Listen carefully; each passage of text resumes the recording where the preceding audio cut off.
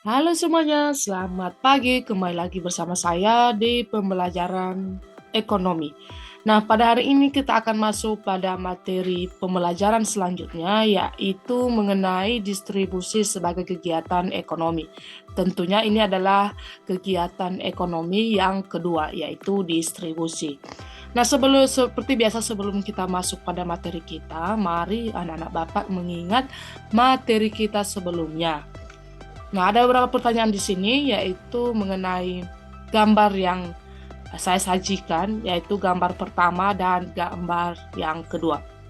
Nah, menurut kalian, apa yang ada di benak kalian ataupun di pikiran kalian ketika memperhatikan kedua gambar ini?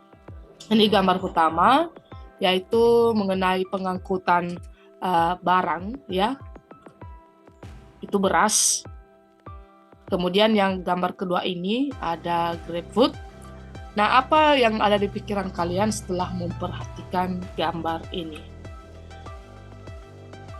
Baik, selanjutnya yang akan menjadi tujuan pembelajaran kita pada hari ini adalah menyimpulkan pengertian distribusi, kemudian menganalisis faktor-faktornya, kemudian menyelidiki tujuan distribusi, dan keempat, menemukan fungsi distribusi, dan kelima, menemukan pihak-pihak yang ada dalam distribusi.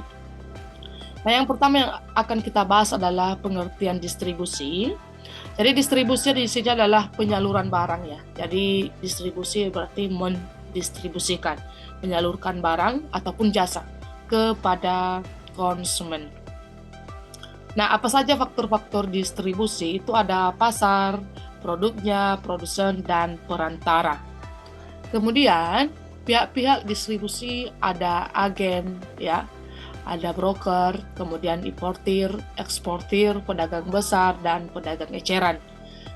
Ini adalah beberapa pihak-pihak yang terikat ataupun yang ada di dalam distribusi. Kemudian bagaimana mata rantai distribusi itu sendiri? Jadi ada beberapa mata rantai distribusi. Jadi yang pertama itu ada distribusi langsung. Ya, ini adalah penyaluran barang langsung. Ini misalkan penjual es keliling, ya, ataupun penjual tahu lah. Kemudian ada distribusi semi langsung. Ini adalah proses penyaluran barang ataupun jasa kepada konsumen melalui pihak ataupun toko yang dimiliki produsen itu sendiri. Nah, misalkan ini penjualan tiket kereta api, penjualan batik, dan keris gitu. Dan ini kan si produsen sendiri mempunyai toko dan tentunya di situ dijual langsung. Kemudian ada distribusi tidak langsung. Ini adalah distribusi yang melalui pihak perantara. Ini bisa jadi misalkan kalau kayak Shopee gitu ya, ataupun Tokopedia gitu, ada yang jualan, kemudian ada lagi mata rantai di perantaranya nanti, yaitu misalkan ekspedisi, JNT, JNE yang akan membawakan kepada si konsumen barang yang sudah dipesan. Jadi ini tidak langsung pendistribusiannya. Kemudian, apa saja yang menjadi tujuan distribusi ini? Itu ada beberapa tujuannya, yaitu menyalurkan produk dan jasa kepada konsumen. Barang atau jasa hasil produksi dapat bermanfaat bagi konsumen. Konsumen dapat mendapatkan barang yang dibutuhkan, memberikan jaminan proses produksi, dan menjaga pengembangan kualitas produksi. Kemudian yang terakhir adalah meningkatkan nilai jual suatu hasil produksi dan menjaga kestabilan ekonomi. Itu beberapa tujuan dari distribusi.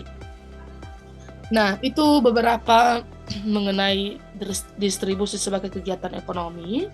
Nanti lebih lanjut materi berikutnya kita akan bahas di video pembelajaran berikutnya. Dan seperti biasa video kali ini juga akan kita gunakan sebagai referensi nanti pada proses pembelajaran kita di materi kegiatan distribusi ekonomi di kelas kita.